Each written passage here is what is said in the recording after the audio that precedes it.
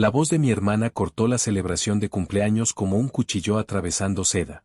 Seamos honestos, tu hijo debería estar en educación especial, no en esta familia.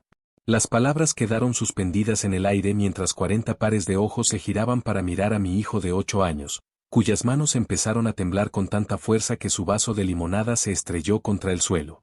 Pero lo que mi hermana no sabía, lo que nadie en esa fiesta sabía, excepto la abuela, era que el niño que acababa de humillar tenía un coeficiente intelectual de 147 y llevaba 6 meses trabajando en secreto con profesores del MIT.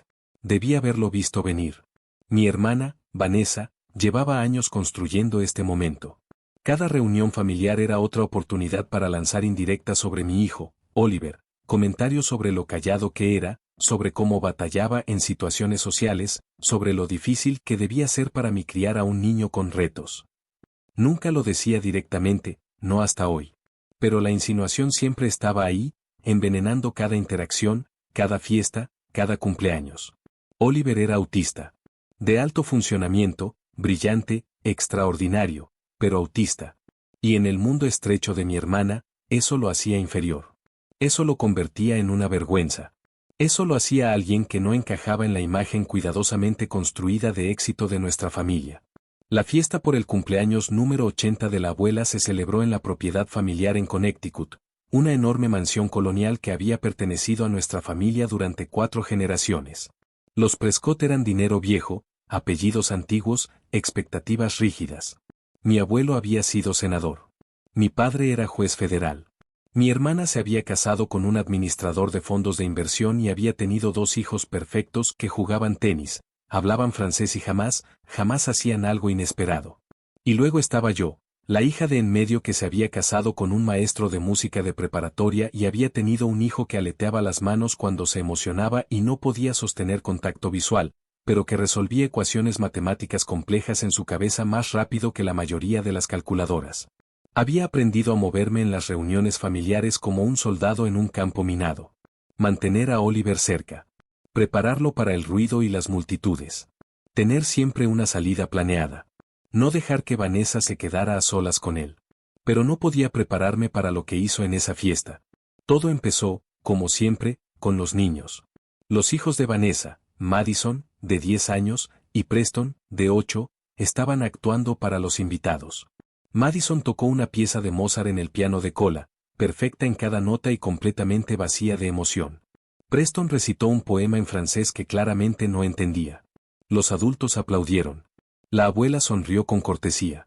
Vanessa irradiaba esa satisfacción arrogante de una madre que cree que los logros de sus hijos son un reflejo directo de su propio valor. Entonces Preston, envalentonado por la atención, se volteó hacia Oliver. ¿Por qué no haces algo tú?, preguntó, con la voz resonando en la sala. ¿O eres demasiado tonto? Oliver no respondió. Miraba el piso, con los dedos marcando un ritmo en su muslo, una conducta de autorregulación que yo reconocía. Estaba sobreestimulado. Demasiada gente, demasiado ruido, demasiada hostilidad disfrazada de celebración.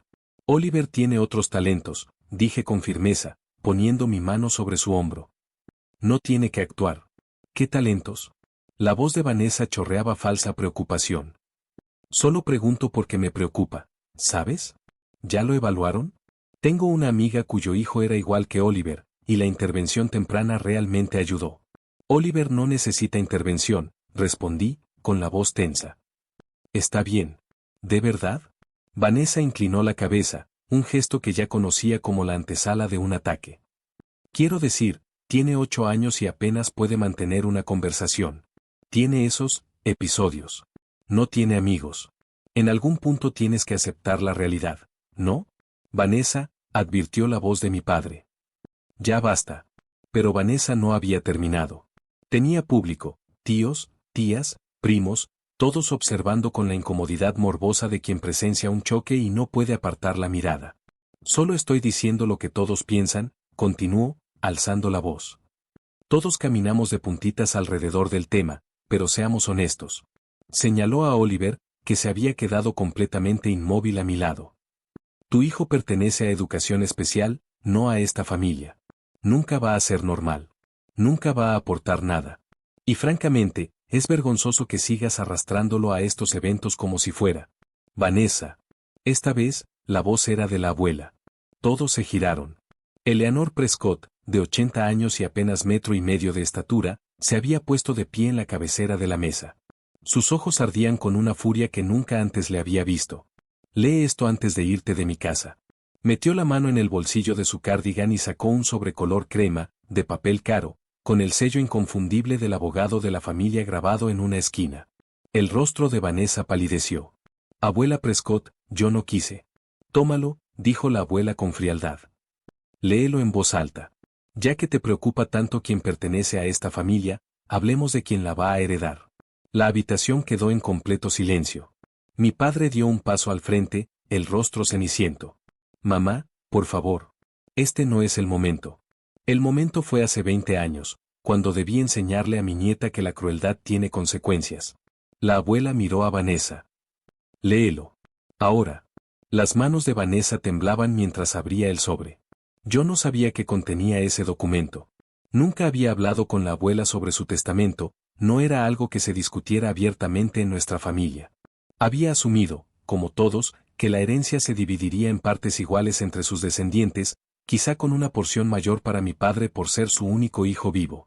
Pero cuando Vanessa empezó a leer, comprendí que estaba equivocada.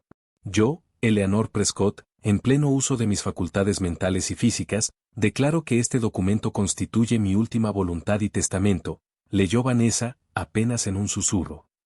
La propiedad familiar Prescott, incluyendo todas las propiedades, inversiones y activos, será colocada en un fideicomiso a favor de mi bisnieto, Oliver James Mitchell, el cual será administrado por su madre, Natalie Mitchell, hasta que él cumpla 25 años. Un murmullo de asombro recorrió la sala. Vanessa levantó la vista, el rostro deformado por la incredulidad. Esto no puede ser correcto. Sigue leyendo, dijo la abuela con calma. Los ojos de Vanessa regresaron al papel. Oliver ha demostrado una inteligencia, creatividad y carácter excepcionales. Su autismo no es una limitación, sino una forma distinta de ver el mundo, una forma que me ha dado más alegría en 8 años que décadas de nietos normales. Ve patrones que otros no ven. Hace preguntas que otros tienen miedo de hacer. Es honesto cuando todos a su alrededor mienten. Las lágrimas corrían por mi rostro.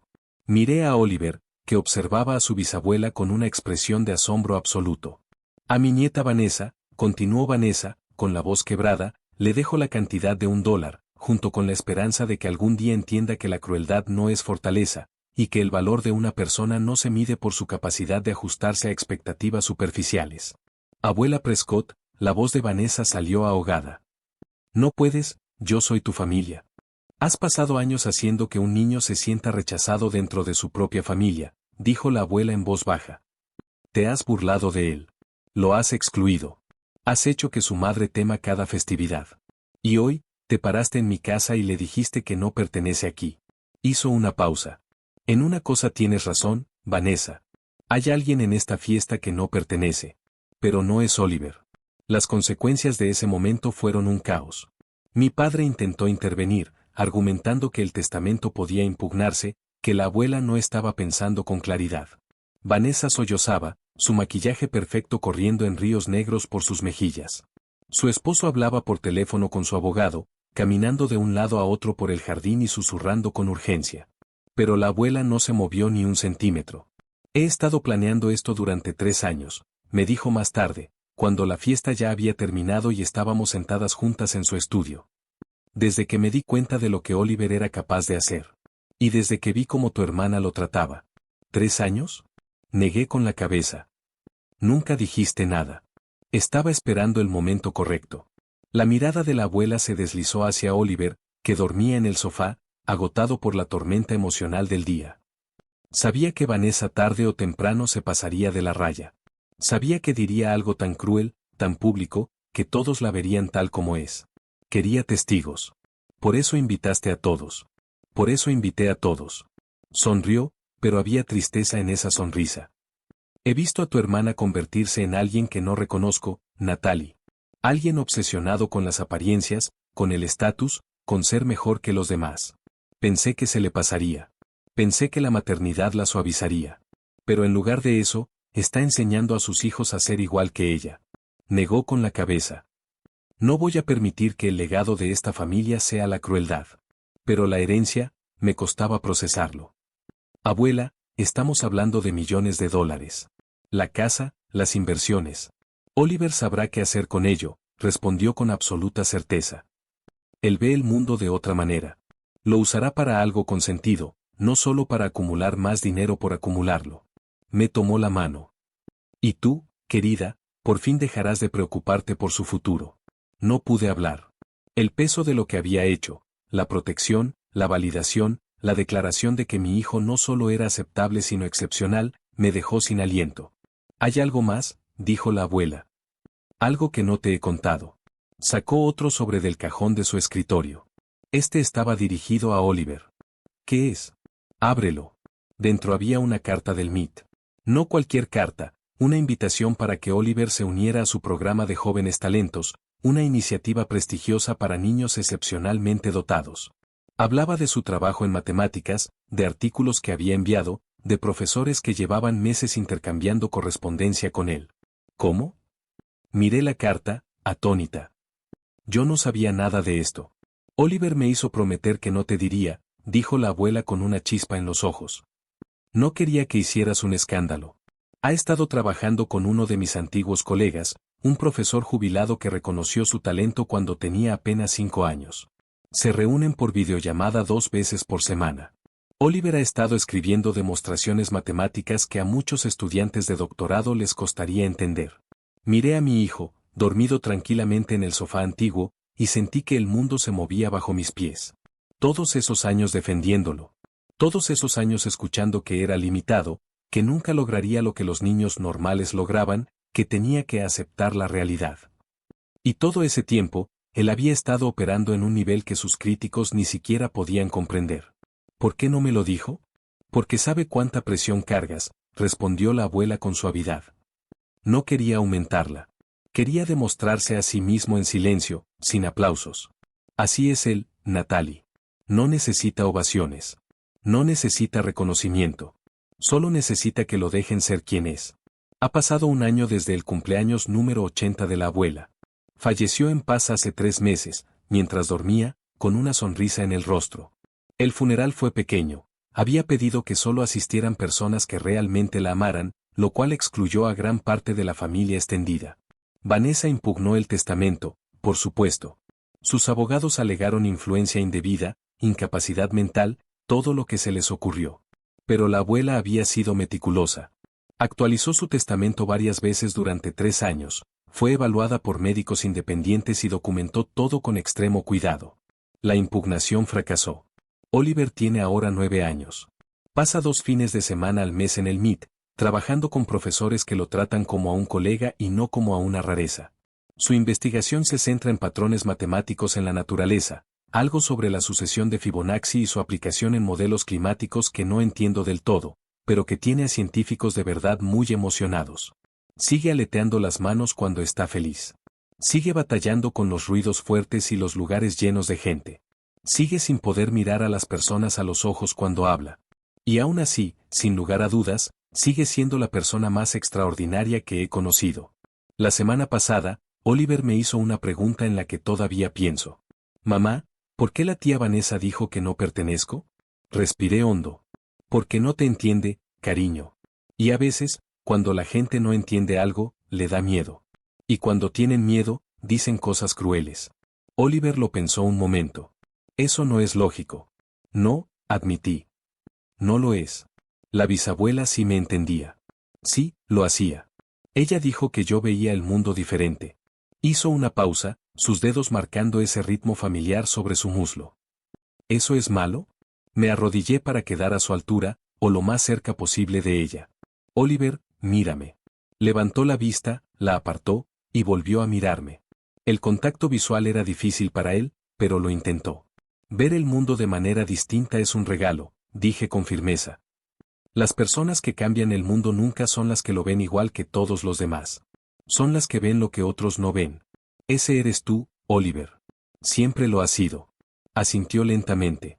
La bisabuela escribió eso en su carta para mí. Dijo que yo entendería cosas que otros no podían. Dijo que mi trabajo era tenerles paciencia. Contuve las lágrimas. Era una mujer muy sabia. Lo sé, dijo Oliver, con una versión leve de su sonrisa. Ella también veía patrones. Por eso me entendía. La herencia Prescott está en fideicomiso para Oliver hasta que cumpla 25 años. Hasta entonces, la administro conforme a los deseos de la abuela, manteniendo las propiedades, haciendo crecer las inversiones y, sobre todo, asegurándome de que Oliver tenga todas las oportunidades para convertirse en quien está destinado a ser. Vanessa no me ha hablado desde el funeral. Mi padre intenta mantener la paz, pero incluso él ha admitido que lo que Vanessa hizo en esa fiesta fue imperdonable. Sus hijos, Madison y Preston, envían de vez en cuando mensajes incómodos, claramente redactados por su padre, quien parece entender que no es buena idea alejarse del principal beneficiario de la familia. Pero a mí el dinero no me importa. Nunca me importó. Lo que me importa es lo que la abuela entendió antes que nadie, que mi hijo no está roto. No es inferior. No es motivo de vergüenza, ni de lástima, ni de pena. Sister said, skip Christmas, your life is a mess. Ten her boyfriend entered my office.